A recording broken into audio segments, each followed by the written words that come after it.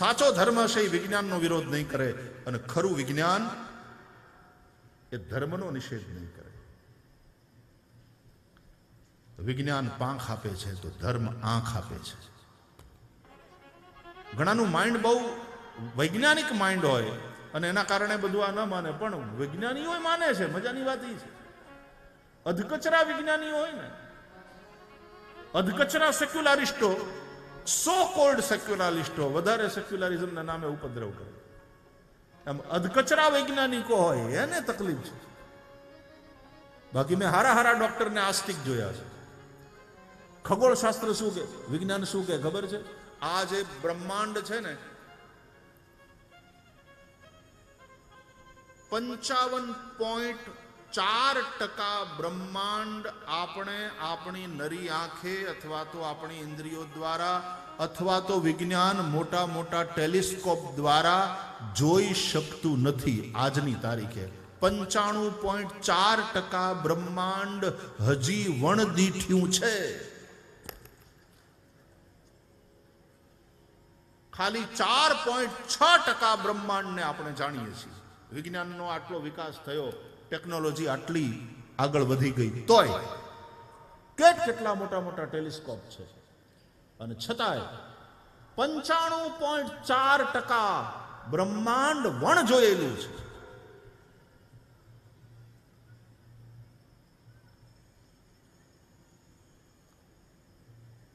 વિજ્ઞાનની આપણને જરૂર છે. સાચો ધર્મ છે એ વિજ્ઞાનનો વિરોધ નહીં કરે, અને ખરું વિજ્ઞાન એ ધર્મનો નિષેધ નહીં કરે. વિજ્ઞાન પાંખ આપે છે તો ધર્મ આંખ આપે છે. પાંખથી તમને ગતિ મળશે, પણ આંખ હશે તો દિશા છે. કઈ દશમાં જવાય, ક્યાં જવાય, ક્યાં ન જવાય. ગતિ તો ખરી, પણ પછી ક્યાં જવાય ક્યાં ન જવાય એનો વિવેક એ તમને ધર્મ આપશે. એટલે દરેક વસ્તુની જરૂર છે. ઘણાને એમ થાય કે ક્રિકેટની અંદર કરોડો રૂપિયા તમે ખર્ચો છો, અને ખાલી વન ડે હોય, ખાલી 2020 એ હોય, T20, તોય એક દિવસનો કરોડો રૂપિયાનો ખર્ચો થઈ જાય છે. આ બધા અનપ્રોડક્ટિવ એક્સપેન્ડિચર છે એવું કે કોઈ ક્રિકેટનો વિરોધ કરે તો.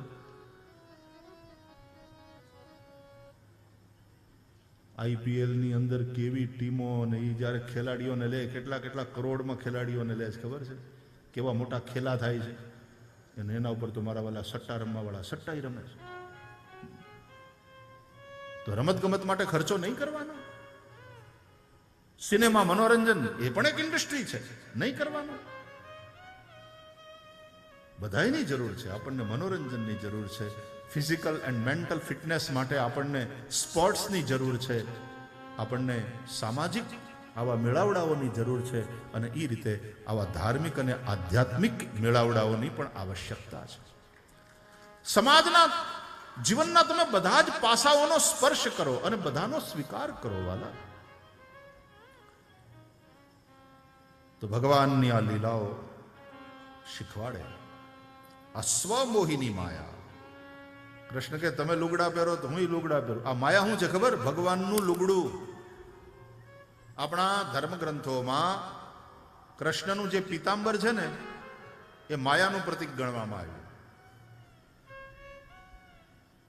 ભગવાનને જે ઢાંકે છે માયા, જીવને જે ઢાંકે છે એનું લુગડું એટલે વાસના, જ્ઞાનને ઢાંકે છે એનું લુગડું એ અજ્ઞાન. અજ્ઞાનેન આવૃતમ જ્ઞાનમ તેન મુહ્યંતિ જંતવઃ. ગીતામાં ભગવાન કહે છે. તો જ્ઞાનને ઢાંકે, જ્ઞાનનું આવરણ એનું નામ અજ્ઞાન. જીવને ઢાંકે એ વાસના, અને ભગવાનને ઢાંકે છે માયા.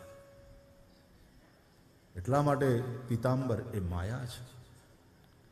એટલે ભગવાને લુગડું પહેરી લે. એટલા માટે ભગવાન કૃષ્ણ જે લુગડું પહેરે ને એ પીતાંબર, એનો રંગ પીળો. કેમ? રાધાનો રંગ પીળો છે. કંચન વર્ણી રાધિકા સજલ જલદ ઘનશ્યામ. એ અંધારી મેઘલી રાતમાં કાળા વાદળા હોય અને એમાં વીજળી થતી હોય, એ વિદ્યુત દ્યુતિ સમ રાધિકા. એ જેમ પીળી વીજળી એ વિદ્યુત દ્યુતિ જેવા રાધિકા અને સજલ ઘનશ્યામ, એ સજલ પાણી ભરેલા જે વાદળા છે એ ઘનશ્યામ. ઘનનો એક અર્થ થાય વાદળ, શ્યામ ઘન, ઘનશ્યામ. સજલ જલદ એટલે જલ દેવા વાળા વાદળા, એ ઘનશ્યામ કૃષ્ણ. વિદ્યુત દ્યુતિ સમરાધિકા.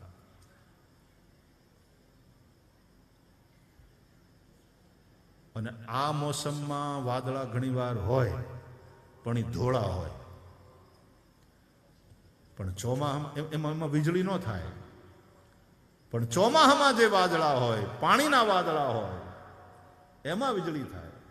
એટલા માટે કૃષ્ણનો રંગ કાળો, ગોરો નથી, કાળો છે. રામ શ્યામ છે, કેકી કંઠાભ નીલમ, નીલાંબુજ શ્યામલ કોમલાંગમ, શાંતાકારમ ભુજગશયનમ પદ્મનાભમ સુરેશમ વિશ્વાધારમ ગગન સદૃશમ મેઘવર્ણમ શુભાંગમ. મેઘવર્ણમ. અને ત્યાં પેલી વીજળી થાય. એટલે જ્યાં કૃષ્ણ હોય ત્યાં રાધા હોય, જ્યાં આવા પાણીવાળા વાદળા હોય ત્યાં વીજળીના ચમકારા થાય.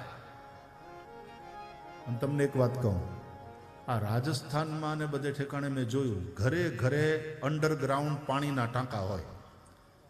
ત્યાં આમ પાણીની સમસ્યા ને, એટલે એ પાણીના ટાંકા હોય અંડરગ્રાઉન્ડ, અને એની અંદર એ વરસાદનું પાણી સંગ્રહી રાખે, આખું વરહ એ પીવામાં હાલે. હમણાં જ હું રાજસ્થાનમાં હતો, પછી ઉપર ગયા, મેં મને બતાવો તો તમારી કઈ રીતની યોજના છે. એટલે ઉપર એને અગાસી ઉપરના ધાબા ઉપરથી પછી કે પહેલું પાણી અમે જવા દઈએ, એટલે આ બધું કચરો બધું ધોવાઈ જાય. અને પછી ઉપરથી પાછો ડાટો બંધ કરી દઈએ. પછી નીચે ટાંકો આખો ખાલી કરીએ, ટાંકો આખો ખાલી કરીને એને સાફ સૂફ કરીએ, અને પછી એને પાછું ઓલા ચૂનાથી ધોળી. પછી એ કે ટાંકો, મેં કીધું પછી ક્યારે ભરો? વરસાદ થાય ત્યારે નથી. વરસાદ થાય ત્યારે તો ખરું, પણ વરસાદ થતો હોય અને પાછી વીજળી ચમકતી હોય એ પાણીને અમે ભરીએ, એટલે એ પાણી બગડે નહીં. સમજાય? આ રાધાવાળા કૃષ્ણ એ બે ભેગા થઈને કૃપા કરે ને, એ બગડે નહીં. સંસ્કાર, સંસ્કાર. એટલે રાધા કૃષ્ણ દેવ ઈષ્ટદેવ છે. સજાનંદ સ્વામી મહારાજ કહે છે, રાધા કૃષ્ણ એ ઈષ્ટ છે, એને ભજવા. રાધા અને કૃષ્ણ ન્યા સંસ્કાર આપે.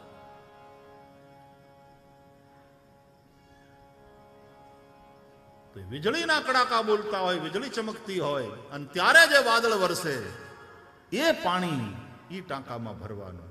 એ જળ જીવન છે, એ બગડશે નહીં, તમને બગડવા દેશે નહીં.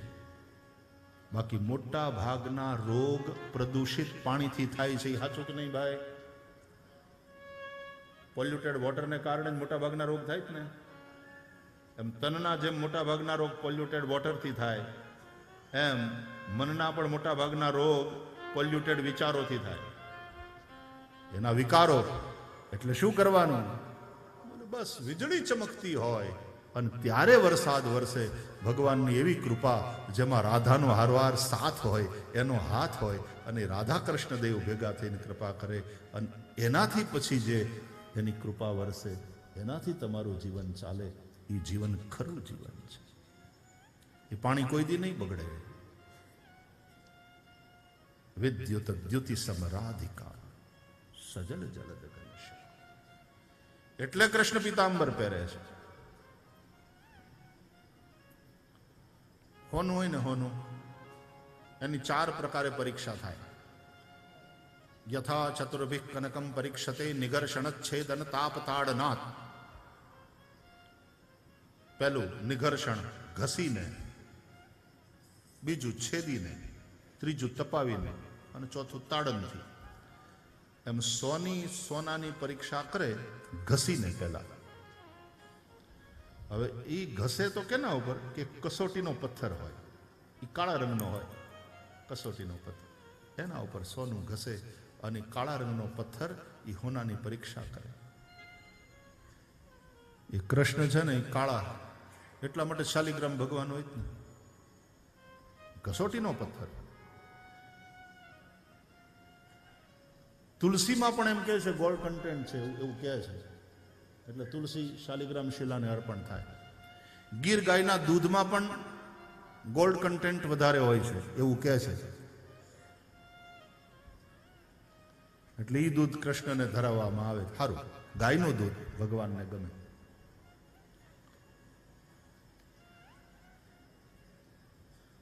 એટલે કહે છે ગોપીઓ કે તું વયો ગયો અને અમને રોવરાવ્યા, અને રાધા આટલી તડપે છે, અને કાળિયા ઠાકર તને કાંઈ હૈયામાં થતું નથી. તું કદાચ અમારી રાધા રાણીની પરીક્ષા કરે છે, પણ યાદ રાખજે તું કાળિયો ઠાકર છે તો અમારી રાધા રાણી હાવ હાચું હોનું છે, એ તારી પરીક્ષામાં પાસ થશે જ. આ કથિર નથી, આ હાવ હાચું હોનું છે.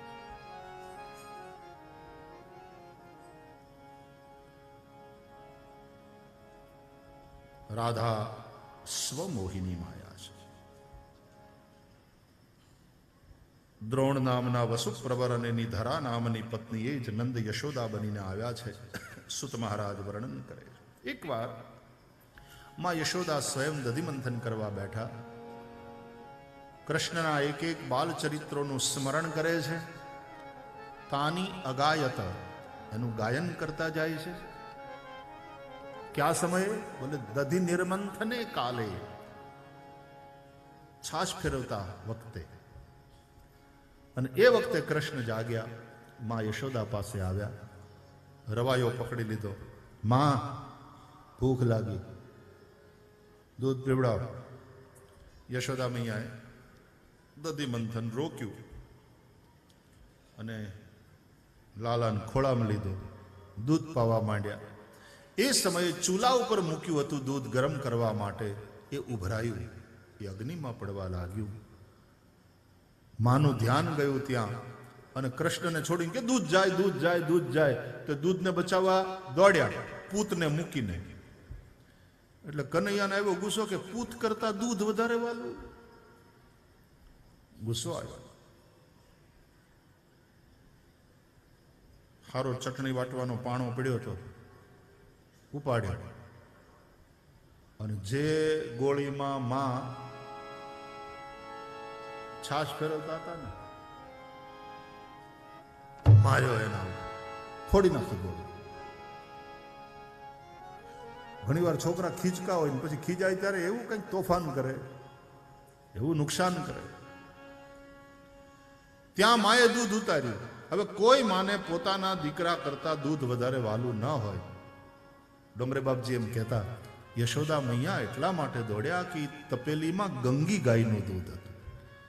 લાલાને ગંગી ગાયનું દૂધ ભાવે છે, યા તો યશોદા મૈયાનું દૂધ પીવે યા ગંગી ગાયનું દૂધ પીવે.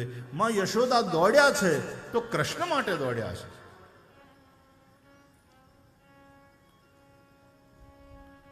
અને કૃષ્ણ આ લીલા હું કામ કરી, આ ધમાલ હું કામ? કે પંચર તો કરી લીધેલું, પંચર પડ્યું હતું ને, પંચર પડ્યું હતું એટલે આ ઓલું ભગવાને જે વિરાટ રૂપ દેખાડ્યું, મોઢામાં માટી ખાધી હતી ત્યારે, એટલે પંચર પડ્યું.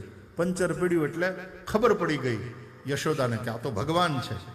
પછી પાછું પંચન રિપેર તો કરી નાખ્યું વૈષ્ણવી માયાનો પ્રયોગ કરીને, પણ ભગવાનને એમ થયું કે હવે હવાથી ક્યાંયથી પાછી નીકળતી નથી ને, બધું બરાબર તો છે કે નહીં. એટલે હવે આવી ધમાલ કરીને ભગવાન એવું ઈચ્છે છે કે આ મને મારે છે કે નહીં, મને બાંધે છે કે નહીં, તો બરાબર. નહીં તો જો હજી મને ભગવાન માનતી હશે તો આવું કંઈ નહીં કરે. એટલે ભગવાને થોડી ધમાલ કરીને જરા જોઈ લેવું છે કે માં મને ભગવાન તો નથી માનતી ને, પછી દીકરા જેવો જ પ્રેમ કરે છે ને. થોડી ગોળી ફોડીને મહી નાખ્યા ઢોળી, જુઓ જશોદા કાને ગોળી ફોડી. માં યશોદાએ દૂધ ઉતાર્યું અને ત્યાં ધમાકો સંભળાણો, ઘરમાંથી દોડીને આવ્યા. ત્યાં તો કનૈયાએ ગોળી ફોડેલી, છાશ ઢોળાઈ ગઈ હતી, માખણ આમ ફેલાઈ ગયું હતું, રવાયો પડી ગયો હતો. અને કનૈયાને ભૂખ તો લાગેલી જ, એટલે આમ માખણ ભેગું કરી અને ભોગ લગાવતા લગાવતા બાલકૃષ્ણ પ્રભુ બહાર પધાર્યા. કૃષ્ણ જેવું કંઈ ખાતા ખાતા બહાર આવે ને એટલે બધા પ્રસાદિયા ભક્તો હાજર થઈ જાય. 2-4 કૂતરા, 5-15 કાગડા, 7-8 વાંદરા, આ બધા પ્રસાદિયા ભક્તો હાજર થઈ જાય. આપણને નાનપણમાં સત્યનારાયણની કથા કોકને ઘેર હોય કેવી મજા આવતી.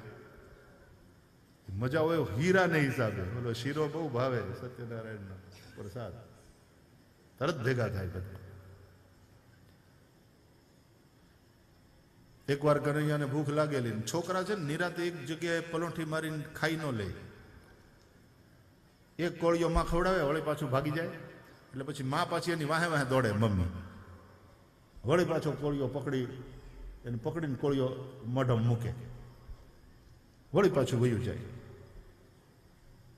એટલે પછી માતાએ રોટલી કરી, એના ઉપર માખણ ચોપડી, એના ઉપર સાકર ભભરાવી, રોટલીનું ભૂંગળું કર્યું અને કનૈયાના હાથમાં પકડાવ્યું. ફ્રેન્કી ફ્રેન્કી, તમારી ફ્રેન્કી. ભૂંગળું કનૈયાના હાથમાં પકડે. હવે તું તારે હરતો ફરતો ખા, હું મારું કામ કરું. એટલે કનૈયો ખાતો ખાતો બહાર આવ્યો. એટલે પ્રસાદિયા ભગત બધા ભેગા થયા.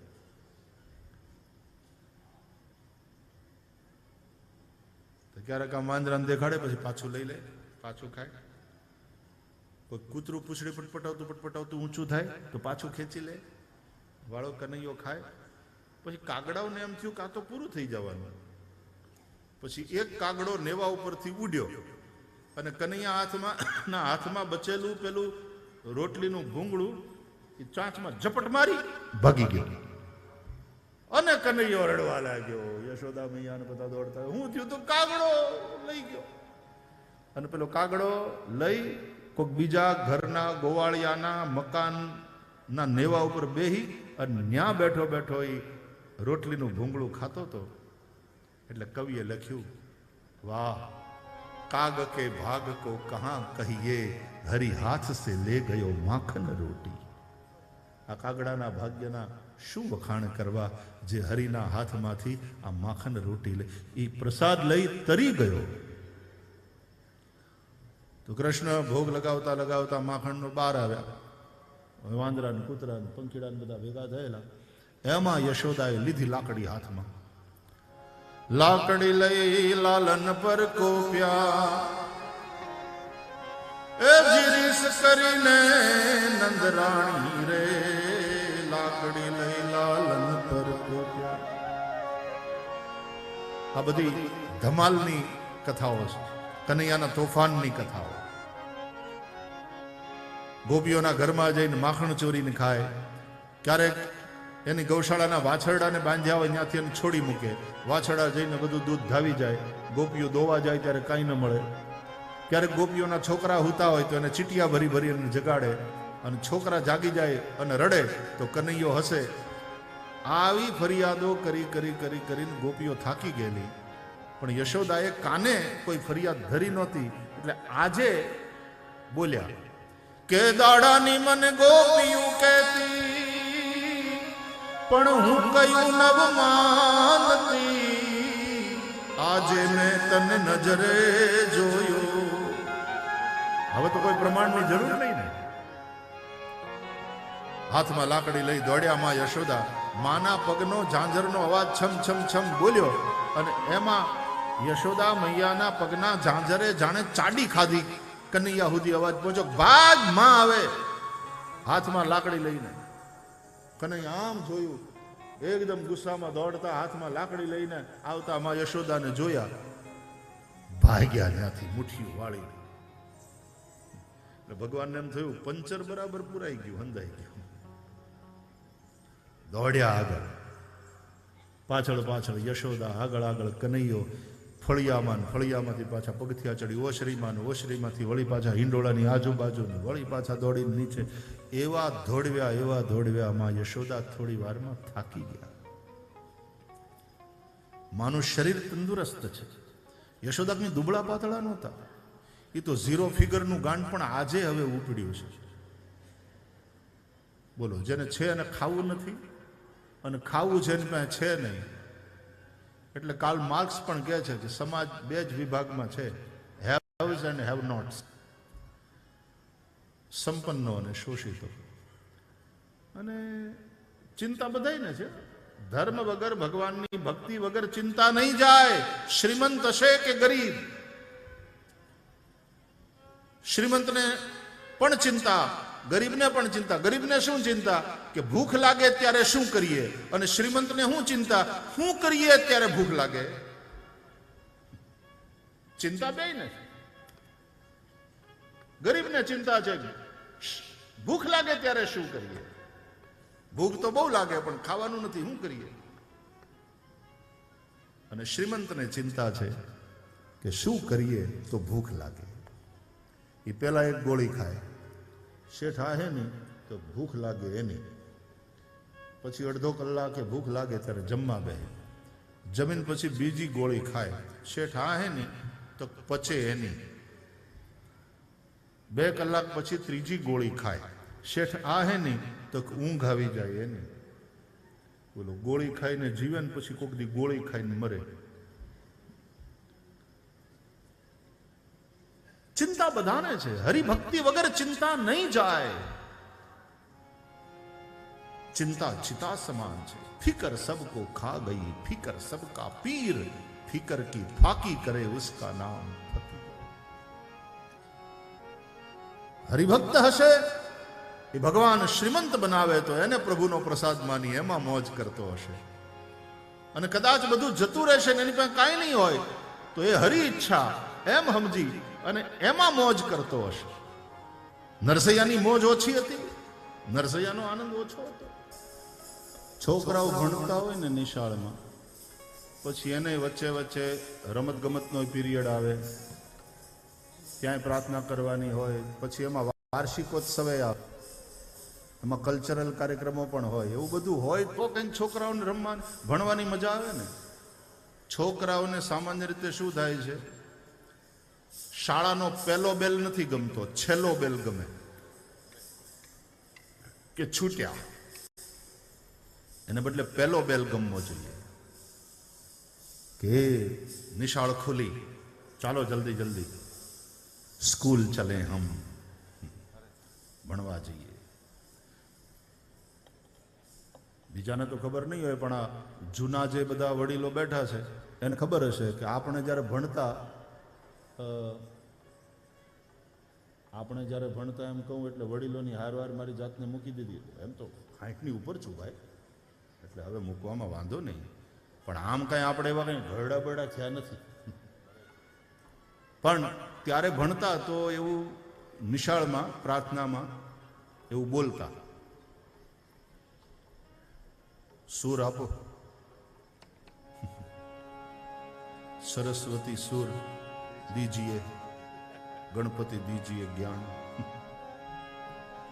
પેલા મોરલાની પાસ બેઠા શારદા જો, પેલા મોરલાની પાસ બેઠા શારદા જો.